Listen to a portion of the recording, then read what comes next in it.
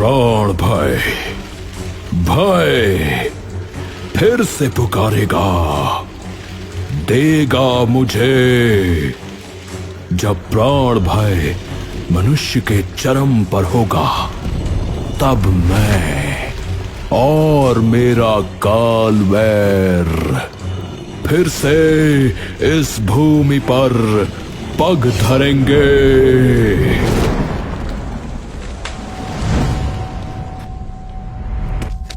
धरा, दर्श और काव्यांश तीनों अपने अपने कंधों पर एक बस्ता टांगे कहीं जा रहे थे। अरे कितना घुमा दिया दर्श यार, पैरों की ऐसी तैसी हो गई। तुझे पक्का पता है कि बस अड्डा यही है? शाम और रात होने वाली है, कहीं वापस घर ना जाना पड़ जाए। अरे दोस्त ने तो यहीं पे बताया था कसम से। कौन सा वो जिसे डिमेंशिया है? अरे नहीं यार, इतना पागल लगता हूँ क्या मैं? हाँ धरा दीदी, आपके पास तो धरती को कंट्रोल वगैरह करने की ताकत है ना, तो आप धरती फाड़ के हमें उस जगह पे ले चलो ना।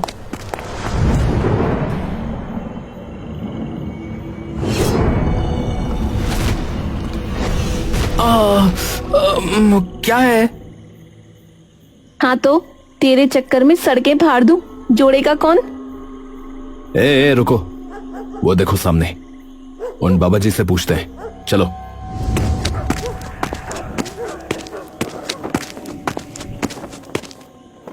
गुरुजी प्रणाम। आयुष्मान भव पुत्र। बहुत बहुत धन्यवाद गुरुजी। बताओ किस दुविधा में हो?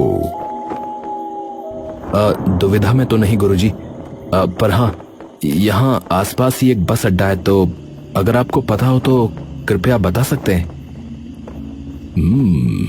अवश्य, यहां से सीधे चले जाना। जैसे ही पहला चौराहा आए, वहां से दाहिनी ओर चले जाना। थोड़ी देर बाद तुम अपने गंतव्य पर पहुंच जाओगे बालक। ठीक है गुरुजी, धन्यवाद आपका। एकदम निश्चिंत रहो, तुम्हारी उपस्थिति जहां होनी चाहिए वहीं होगी। जी, मैं कुछ समझा नहीं गुरुजी। अति शीघ्र तुम्हें सब ज्ञात हो जाएगा पुत्र, निश्चिंत रहो। बस इतना कहकर वो साधु वहां से निकल जाते हैं। तीनों भाई बहन खड़े सिर्फ बाबा की ओर देखते रहते हैं। क्या ज्ञात हो जाएगा? गंतव्य पर पहुंच जाओगे, पर हमें तो बस अड्डे पर जाना है। अरे शायद बस अड्डे का नाम होगा गंतव्य। दोनों के दोनों छठी फेल। अबे गंतव्य का अर्थ होता है मंजिल। तीनों आगे जाकर चौराहे से दाईं तरफ मुड़ जाते हैं। धरा का चलते चलते अब सांस फूलना और शुरू हो जाता है। हाय, उस रिक्शे वाले का भी टायर पंक्चर बीच रास्ते में ही होना था। कितना चलवा दिया यार। सही में। अबे तूने ही चलवाया था। थोड़ी देर यूं ही झुलसती गर्मी में चलते रहने पर उन्हें एक बस अड्डा नजर आता है, जो कि एकदम सुनसान पड़ा था। ये बस अड्डा, ये यहाँ पे पिछले 10 साल से कोई साइकिल भी नहीं आई है। अरे दीदी, क्या पता आ जाए। क्या कह रहा था? अंबाला बस अड्डे की सीधी बस यहीं मिलेगी और वहां से सीधा हिमाचल। रात हो गई, अब पता नहीं कैसे जाएंगे हिमाचल। अरे जो भी है, बस अड्डा तो है ना।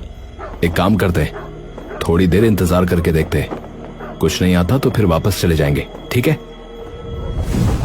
तभी सामने से बाइक पर एक आदमी आता है और उन्हें देखकर बाइक वहीं रोक लेता है।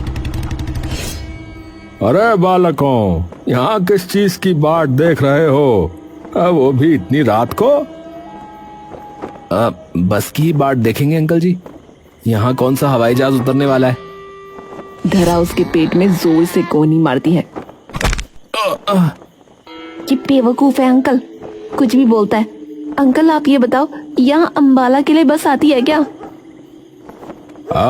आती तो है बेटा, पर अब 2-3 दिन तक तो कुछ नहीं आने वाला, क्योंकि सारे बस ड्राइवर जो हैं वो हड़ताल पर गए हैं। तो फिलहाल तो कुछ नहीं मिलेगा यहाँ।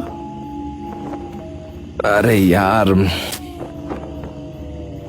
आसपास कोई होटल वगैरह है रुकने के लिए एक रात को? अब आसपास तो कुछ नहीं है बेटा, पर हाँ, हमारे गांव में मेरे कुछ किराए के कमरे खाली हैं। अगर रुकना हो तो आज रात के लिए रुक जाना। तीनों एक दूसरे को कुछ देर के लिए देखते हैं। हाँ जी, बहुत मेहरबानी हो जाएगी आपकी। यहीं सीधे सीधे आते जाओ। अच्छा, पास में ही है, आ जाएगा।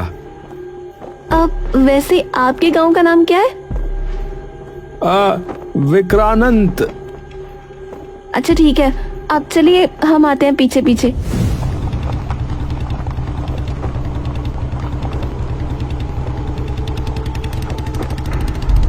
तीनों धीरे धीरे आगे जाने लगते हैं। अबे यार, ये कोई जाली इंसान ना निकल जाए। फालतू में हमारी भी मेहनत कराएगा और अपनी दुर्गति भी। हाँ, तू तो जैसे बड़ा कुछ करता है ना। काव्यांश भैया बचाते हैं, मैं लड़ती हूँ। तू क्या करता है? सपने देख के ये बताता है कि दिक्कत आ गई, या सुन के बताता है कि कहाँ से आवाज आ रही है? अरे आप दोनों का साथ देता हूँ मैं। ओहो। थोड़ी देर बाद तीनों गांव में पहुंचते हैं, जहां ब्रह्मपाल खड़ा उनका इंतजार कर रहा होता है। अरे वो रहे वो अंकल।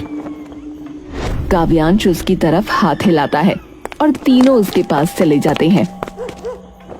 अरे चलो, मेरे घर के पास में ही है कमरा, आ जाओ।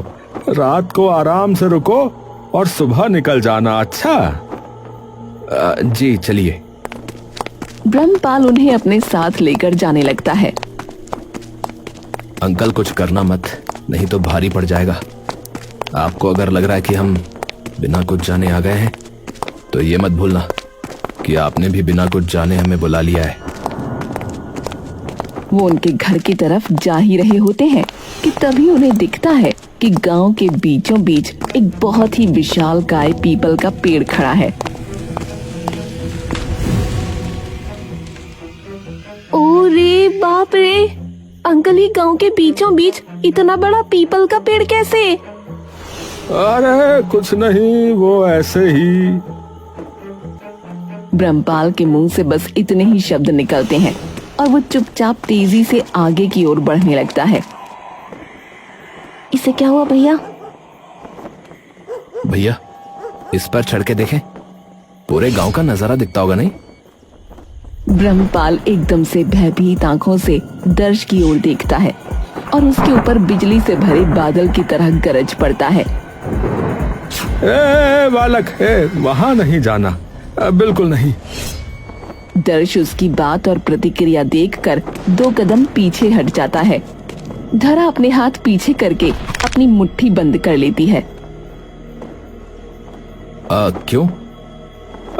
बस नहीं, उस पेड़ के पास कभी मत जाना, खासकर रात को। तुम्हारे ही भले के लिए बोल रहा हूँ। वीर, धरा और दर्श चुपचाप उसके पीछे पीछे आने लगते हैं। ब्रह्मपाल एक छोटे से घर में उन्हें लेकर अंदर आ जाता है। वहीं पास में एक छोटी सी बच्ची खेल रही होती है। जानवी बेटा, मना किया है, रात को बाहर नहीं खेलना है। चलो जाओ, अंदर जाओ, चलो। ओए, कितनी प्यारी बच्ची है, आपकी बेटी है अंकल? हाँ जी। 2 मिनट रुको। अच्छा, मैं घर से चाबी लेकर आता हूँ। है जी ठीक है। ब्रह्मपाल बगल वाले घर में चला जाता है और वहां से एक लंबी सी चाबी लाकर दरवाजा खोल देता है। तीनों अपने अपने बस्ते नीचे रखकर कमरे को चारों ओर से नजर घुमाकर देखने लगते हैं। ये है तो ठीक, साफ सुथरा है। यहाँ कोई और भी रहता है क्या? अरे नहीं नहीं, अभी कुछ सालों से खाली है, पर जो है वक्त पर यहाँ सफाई हो जाती है। तो ठीक है फिर है, अगर कुछ चाहिए हो तो बता देना, बगल वाले घर में हूं मैं। ठीक है काका, एक बार फिर से आपका बहुत बहुत धन्यवाद। ब्रह्मपाल वापस चला जाता है अपने घर। तीनों अपने अपने गद्दे बिछाकर उस पर लेट जाते हैं। मैं तो ये सोच रहा हूँ कि उस पेड़ पर एक बार कान लगाकर सुन ही लो भैया कि आखिर माजरा क्या है। अरे तू फालतू की हरकत मत करियो, अब आज की रात रुकना है वैसे भी। अभी कुछ नहीं करना, चुपचाप सो जाओ, कल सुबह होते ही निकल लेंगे यहां से।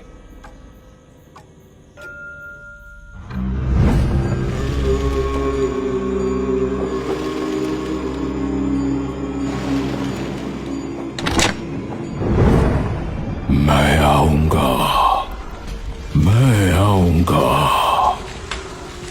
सबके भीतर भय जब अपने चरम पर होगा तब मैं फिर से आऊंगा। तभी एकदम से दर्श जाग जाता है और उठकर बैठ जाता है। उसके बगल में ही धरा सो रही थी। दर्श धीरे से धरा को हिलाकर उठाता है।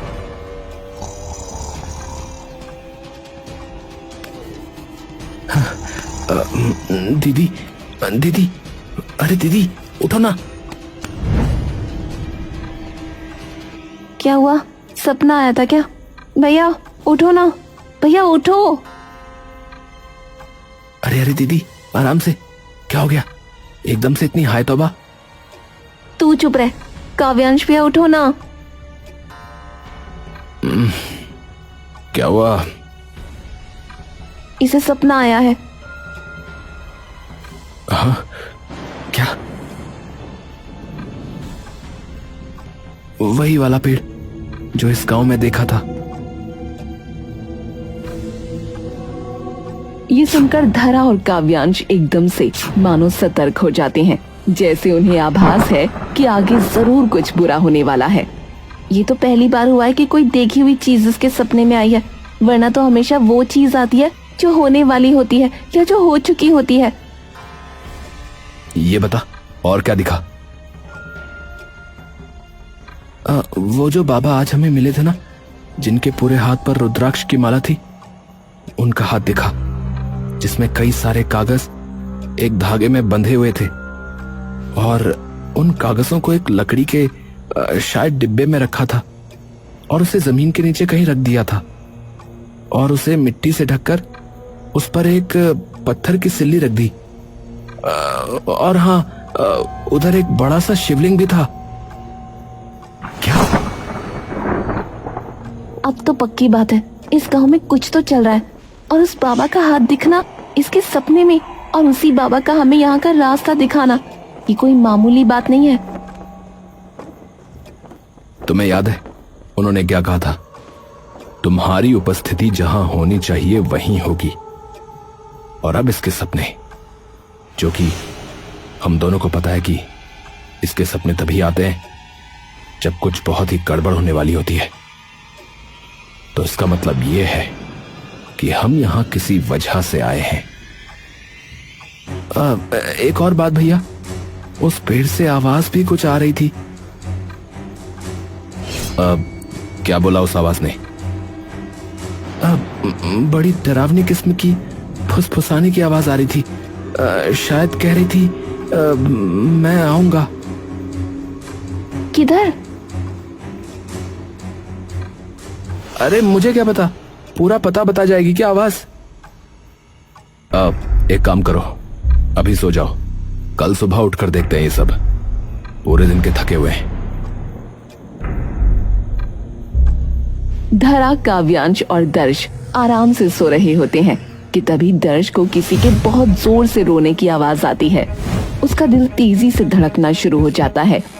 डर से सहमा हुआ दर्श धरा को जगाता है। दीदी दीदी। दर्श को सहमा देखकर धरा भी एक झटके में उठ जाती है और काव्यांश को भी जगा देती है। क्या हुआ, फिर से सपना आया क्या कोई? नहीं, पर एकदम से किसी के रोने की आवाज आई, बहुत ही जोर से। दर्श जैसे ही ये बोलता है तभी उनके कानों में चीखने और चिल्लाने की आवाजें गूंज उठती हैं। ये कहाँ से आ रही है आवाजें? उन्हीं अंकल के घर से आ रही है आवाज। तीनों भागते हुए ब्रह्मपाल के घर की तरफ जाते हैं। जैसे ही वो अंदर घुसते हैं उन्हें उस घर की दीवारों में सिर्फ चीखें और रोने की आवाजें सुनाई देती हैं। तीनों भागकर ऊपर जाते हैं और सामने एक आधे खुले हुए दरवाजे से देखते हैं कि कमरे के कोने में ब्रह्मपाल बेसुध सा बैठा हुआ है। कमरे में सिर्फ चीखने की आवाजें आ रही हैं। तीनों जैसे ही भागकर कमरे में जाते हैं तो देखते हैं कि सामने बिस्तर पर ब्रह्मपाल की बेटी लेटी है और उसकी आंखें एकदम काली पड़ चुकी हैं। बच्ची के बगल में उसकी माँ बैठी है जो सिर्फ अपनी बच्ची की शक्ल देख चीख चीख कर रो रही है। क्या हुआ बच्ची को? थोड़ी देर तक कोई कुछ नहीं बोलता। ब्रह्मपाल एकटक बस अपनी बेटी की ओर आंसू भरी आंखों से देखता रहता है। अरे कोई हमें बताओ भी क्या हुआ है, क्या पता हम कोई सहायता कर सकते हो उसकी। ब्रह्मपाल एक बेउम्मीदी सी आवाज से उन्हें जवाब देने की हिम्मत करता है। पीपल दोष। क्या? ब्रह्मपाल काव्यांश की तरफ देखता है। अब आप पूछ रहे थे ना कि क्यों उस पीपल के पेड़ के पास कोई जा नहीं सकता। देख लीजिए, इसीलिए नहीं जा सकते। हमें तो पता भी नहीं है कि ये कब चुपचाप वहां चली गई और उसे ये दोष लग गया। पता नहीं कितने बच्चों को खाएगा वो मनहूस पेड़। कितने बच्चे? इसका मतलब और कितने लोगों के साथ हो चुका है ये? अब हर साल होता है ये और कई सालों से हो ही रहा है। जो भी उस पेड़ के पास गया रात को, उसकी मौत 2 दिन के अंदर अंदर यूं ही तड़प तड़प कर हो जाती है।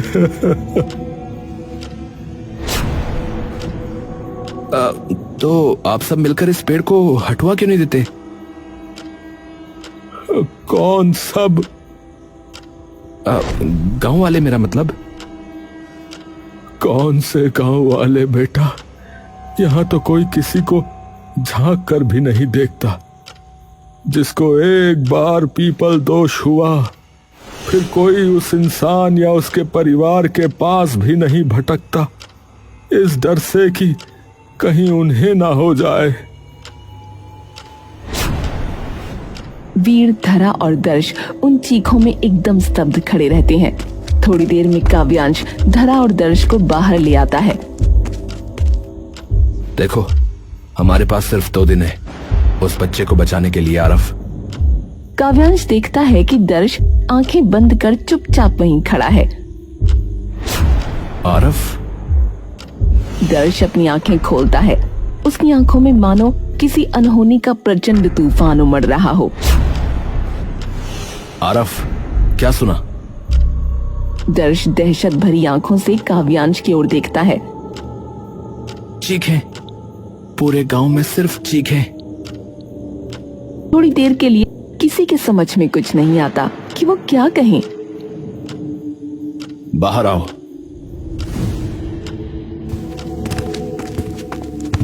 जैसे ही वो बाहर निकलते हैं, एक इंसान भागता हुआ उनसे टकराता है और दूसरी तरफ दौड़कर निकल जाता है। पूरे गांव में अफरा तफरी मच चुकी होती है। ये क्या चल रहा है? भैया, हमें उस पेड़ के पास जाना होगा। एक काम कर धरा, तू हर घर में जाके पता कर कि पूरे गांव में अचानक इतना बवाल कैसे मच गया। ठीक है।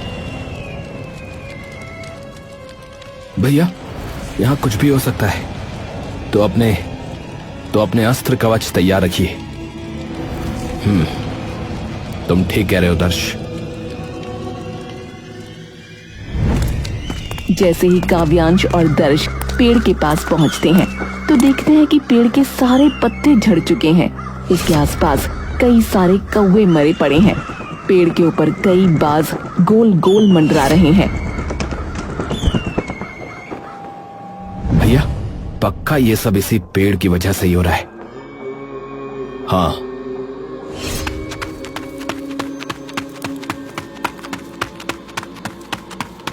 क्या हुआ है सबको?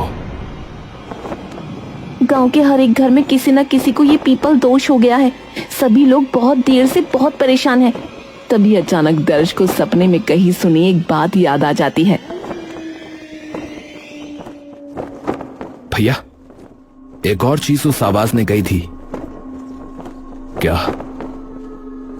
कि जब भय अपने चरम पर होगा तब मैं आऊंगा। कौन आएगा? पता नहीं।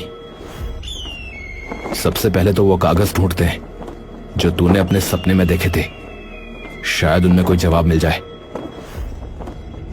हमें कैसे पता चलेगा कि वो जगह कहाँ है? तूने क्या बताया था? वहां कुछ और भी था शायद। एक बड़ा सा शिवलिंग था भैया, और उसी के बाईं तरफ उस लकड़ी के डिब्बे को दबाया गया था। तो अवश्य इसी गांव के मंदिर में ही होगा फिर वो। तीनों गांव का मंदिर ढूंढने लगते हैं और लोगों से पूछते पाछते अंततः वो मंदिर में पहुंच जाते हैं। जैसे ही मंदिर के अंदर घुसते हैं उन्हें एक बड़ा सा शिवलिंग वहां दिखता है। यही है भैया, इसी के बाईं ओर वो कागज थे। काव्यांश बाईं ओर जाकर देखता है। यहां कहां है? इस दूसरे वाले में है भैया। धरा। जी। इसी मिट्टी में दबा है वो लकड़ी का डब्बा।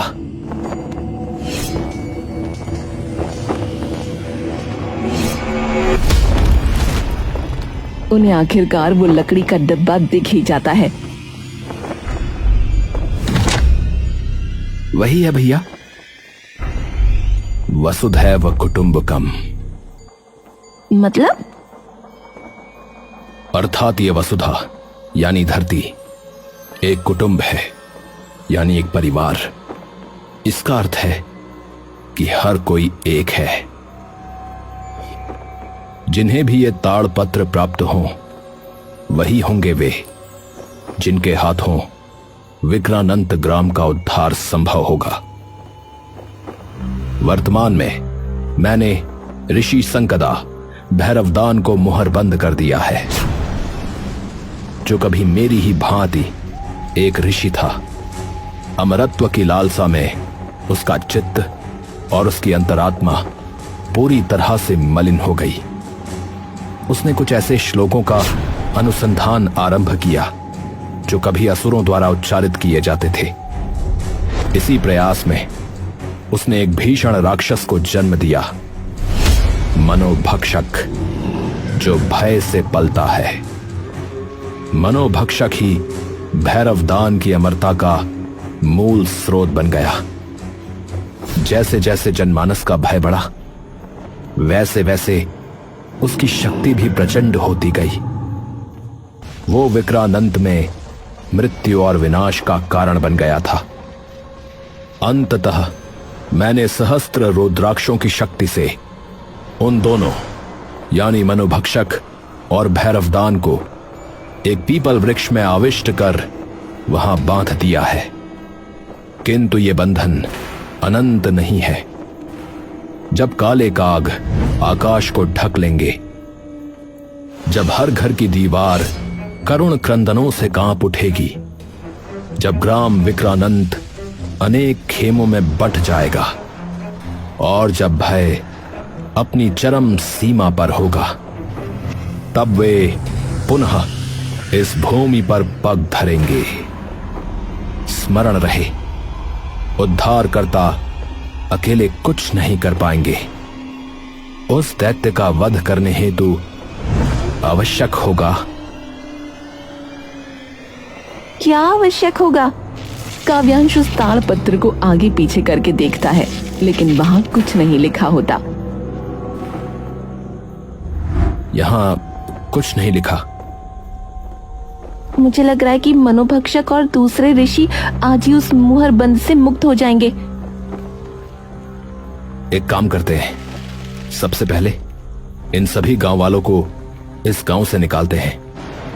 धरा, दर्श, हमें एक एक घर में जाकर सबको इस बारे में बताना पड़ेगा और जितना शीघ्र हो सके उतनी शीघ्र उन्हें उस पेड़ से दूर ले जाना होगा। जी भैया। तीनों ये बात सभी गांव वालों को बताने के लिए उन्हें इकट्ठा कर गांव से बाहर निकालने में जुट जाते हैं। अब विक्रानंद गांव के हर आदमी का डर अपने बिल्कुल चरम सीमा पर होता है। जैसे जैसे गांव के सभी लोग इकट्ठा होने लगते हैं, वैसे वैसे आकाश में चारों ओर गहरी काली घटा पूरी तरह से छा जाती है। काले बादलों में चमकती बिजली मानो चीख चीख कर उनके आने का अंदेशा दे रही थी। धरा, काव्यांश और दर्श गरजते आसमान को देखकर समझ जाते हैं कि ऋषि सकंदा की भविष्यवाणी सच ही होने वाली है। वो तीनों जल्दी उस पेड़ के पास पहुंचते हैं।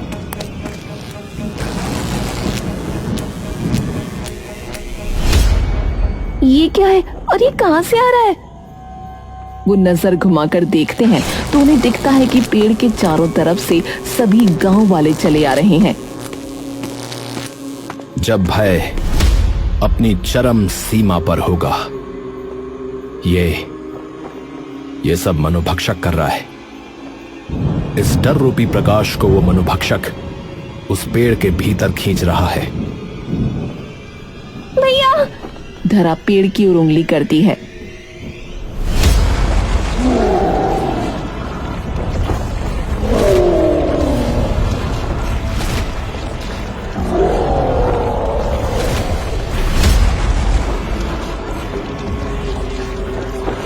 जैसे ही गांव वाले उस राक्षस को देखते हैं, उनका डर 4 गुना और बढ़ जाता है।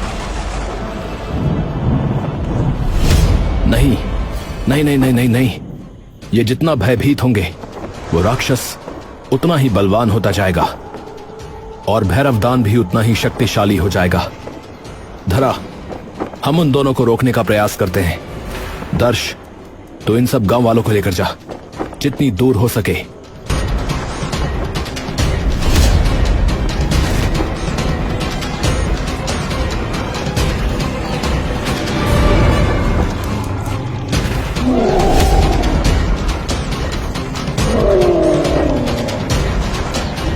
तभी सामने खड़े ऋषि भैरवदा आंखें बंद कर कुछ मंत्र जपने लगते हैं और जोर से चीखते हैं। मनो प्रज्वलित कर दो अंधकार ज्वाला।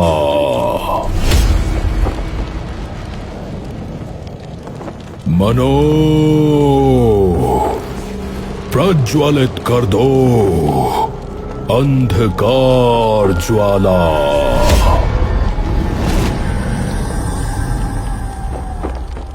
भैया कहाँ हो? यही हूं, डरो मत, वरना वो और बलवान हो जाएगा। नहीं!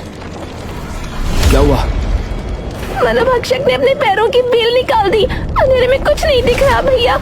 अगर उसकी तरफ कोई वार करूंगी तो उससे कहीं गांव वालों को चोट न पहुंच जाए। भैया, ऋषि सकंदा ने कहा था कि इसके लिए कुछ और आवश्यक है, सिर्फ हम 3 से नहीं होगा। मैं समझ गया, वसुधैव कुटुंबकम। मतलब? सभी गांव वालों को एकत्रित करना होगा। काव्यांश एक गहरी सांस भरता है और अपना पूरा दम लगाकर चीखता है।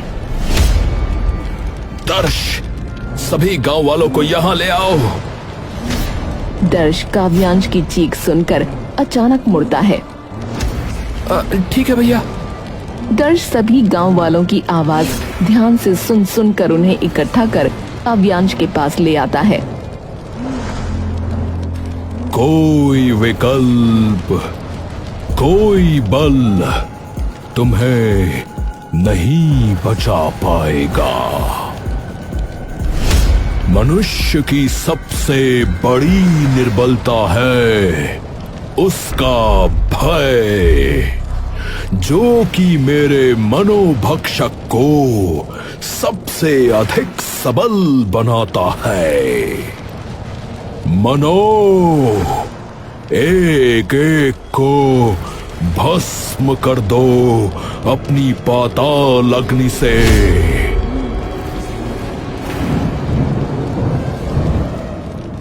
मनुष्य की सबसे बड़ी दुर्बलता अगर भय है तो उसका सबसे बड़ा बल है उसकी एकता।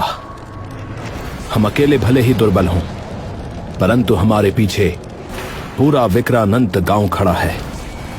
मैं आप सब गांव वालों को भले ही देख नहीं पा रहा, परंतु मैं एक वादा करता हूं आपसे, अगर आज आप अपने डर से जीत गए तो आपके बच्चे, आपके अपने भी आज बच जाएंगे।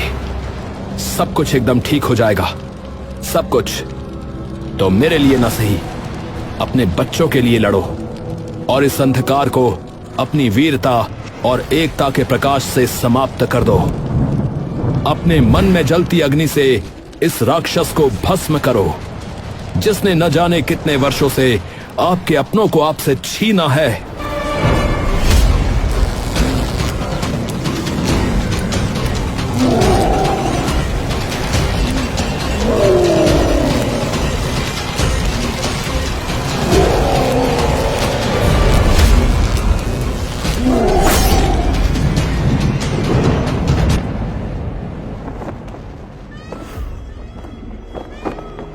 आसमान के सारे बादल छट जाते हैं। भीड़ में खड़ा ब्रह्मपाल अपनी बेटी को गोद में लिए खड़ा होता है। तभी उसकी बेटी उठकर ब्रह्मपाल को हंसकर देखने लगती है। ब्रह्मपाल की अनकही खुशी से आंखें छलक उठती हैं और वो उसे अपने कंधे से चिपका लेता है। धरा, काव्यांश और दर्श साथ खड़े होते हैं। तो ठीक है भैया, अब चलते हैं हिमाचल।